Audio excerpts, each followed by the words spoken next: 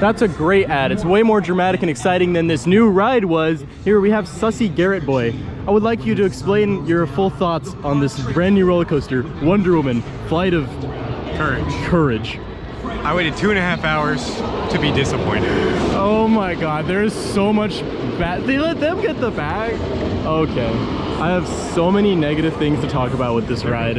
Alright, so there goes Raymond on the ride. Oh, that's great. He'll be out in a second. But yeah, welcome to Six Flags Magic Mountain member preview day for the brand new Wonder Woman Flight of Courage. The roller coaster that is almost exactly identical to Jersey Devil coaster at Six Flags Great Adventure. And my first expectations for Jersey Devil, I thought it was gonna be really great, and then I got on it and I was pretty disappointed. So naturally, when this ride gets announced, I'm like, okay, it's probably gonna be the same, not much better. A lot of people were saying like, oh, this one's gonna be way better, it's gonna be so much faster. It's not. It's literally exactly identical. Like ride experience wise, I felt not the slightest difference between this and Jersey Devil. It's very, very slow in terms of pacing. There's very few actual good airtime moments. Like there's some parts that could kind of pass as ejector, but most of it is just strong-ish floater, if that.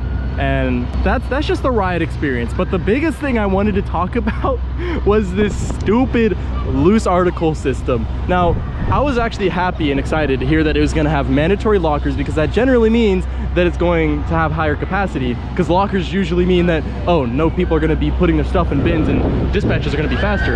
And while yes, dispatches are faster, the lockers aren't fast enough to keep up with dispatches. So we keep having this problem in which they're sending seats that are like, so many trains have so many empty seats. Most of the trains are mostly empty. Like they were sending full empty trains because the people can't put their stuff away in the lockers fast enough. And the lockers, there's only one kiosk in which people can actually rent their lockers, and it's not even working. Shut up, Riddlers. What are you looking at? Riddler, because it's better. Every DC ride here is better. That's better. That's probably better. This is not that good. Sunny the Ride's better, and Smexy Lexi. But yeah, anyways, like I was saying, so the lockers, they already suck. They don't really do their job in increasing capacity. Or by the time you get past the lockers, there's no one in front of you, but there's not enough space from the lockers to getting on the ride to allow for people to have time to put their stuff in the lockers. Like once you put your stuff in the locker, you're immediately getting on the ride. And so since the dispatches are faster than that, they're sending trains that are, well, I think that one might be mostly full, but a lot of the trains have been really empty. And so once you get inside this building, the line crawls. I think from the time we got from the front door to actually getting on the ride, it was like an hour and a half or something. In total, we were in line for 2.5 hours for a ride with 3 trains, and I know it only runs 12 passenger cars, but most of them aren't even full. So there's that. And the other thing is, there's another line, and this is actually something interesting though. Hi. What's your videos? Oh, awesome. I'm making one right now. You might be in it. Okay. I was just ranting about the ride, but yeah, thank you. Yeah, it was really nice to see you. Thank you. You too. I love your videos. Thank you so much. I love the support. Subscribe with notifications. Yeah, how come you don't promote me like that? Sorry. You suck at this. But anyways, like I was saying, when you get to the front door, there's actually 2 lanes. So you either go to the main switchbacks, which takes like over an hour, just that inside building part, or you go to the left and you basically get to skip past that, but that's if you don't have any bags with you. So that's definitely a good note for the future. If you're coming here, do not bring your bags. Try to use these lockers. Hey look, it's Raymond. But yeah, try to use the lockers over by Batman. Right now they're down, so that we can't even do that. But how are your thoughts on Wonder Woman? That was good. I wasn't expecting all that, but it was good. I mean, the wait was like atrocious. I was just talking about that. But yeah, so always try to put yourself in a locker before getting in line, and just don't even bother waiting in that big switchback because it takes so long. Six Flags, you really have to work on fixing that locker policy. It's really awful. But ride experience wise, it's really no different than Jersey Devil. Not that strong. It's probably top 10, I'll give it that, but not top 5. I can definitely name 5 coasters in this park that are better. What about you? How do you rank this? As far as Magic Mountain, like you said, top 10, yes. Top 5, definitely not. Yeah, but like where? Like rank your, what's your ranking?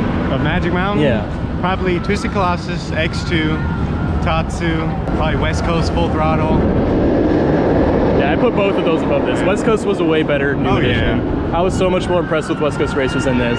This is probably after all the B&Ms. So maybe after like screening somewhere. Yeah, and like that's the thing. I already had low expectations after riding Jersey Devil, and somehow this didn't even meet those. I was still disappointed. What about you? What's your ranking? Well, I'm not like a hardcore coaster enthusiast, but so it will be a little bit more than usual. So I gotta give you the GP, like, oh my god, that's amazing type of vibe. Yeah, exactly. And I feel like this does that. It does a good job. I'll look at some positives. It does a good job with appealing to GP. It's not super aggressive. If done properly, it can have really good capacity, and it's also a pretty coaster to look at. And a lot of people are probably freaked out by the fact that it only has a single rail. So yeah, what about your ranking? Ranking out of 10, I'll probably give it a good 7. That's what I gave Jersey Devil a 7.5. So. Oh, okay. That's not bad. If I were ignoring the capacity and the long line and the loose article locker thing, it'd probably get a good like 7.4. Just under Jersey Devil, I thought it was not as good for some reason. I don't know. I like Jersey Devil a little more. But including the lockers, this thing gets like a 4. It was, I hated every second of waiting in line for this. And on top of that, there's like nothing to do. Like the music is super quiet. It's musty as crap in there. There is no AC. It's super sweaty. And then there's just very limited theming. I know they're not done yet. They still have to finish what's over there. And this whole building, it's supposed to be a new gift shop and all. So I know they're not done. I'll give them that. This is just kind of their rushed version of just getting the coaster open so people can come ride it, but don't expect much at all. It's not that great. I'm sorry. I hate to be the Debbie Downer. What's up? But it's just not that good. I'm sorry. All right, Wonder Woman Flight of Courage is cool and all, but the Six Flags bus though, it's rocking. You can be Mr. Six. Pretend to be Mr. Six. Very good. Yeah, that was an interesting experience. Wonder Woman, it's an okay addition. It's nothing crazy. It's a fun little ride. Good addition to the park that already has too many roller coasters. It could have easily gone somewhere else and been a much better fit. And honestly, I think Green Lantern and Tidal Wave was a better combo than Wonder Woman. But the other things about DC Universe, it's so incomplete. Like, there's so much just empty concrete there, and they don't have like anything. They have to finish the new restroom and the new gift shop, and then maybe put a new ride or something over there because it's really incomplete. And there's a lot of empty space next to like where Tidal Wave used to be, and there's just all dirt there. So it's like they still have a long way to go. I hope they continue to develop. But yeah, that was your member preview experience at Magic Mountain. It was not that great, but it was still fun. Any last words? It was a good addition to the park, but not a great addition to the park. It could have been What used. are you laughing at, Raymond? He's camera shy. Okay, thanks for watching. Bye.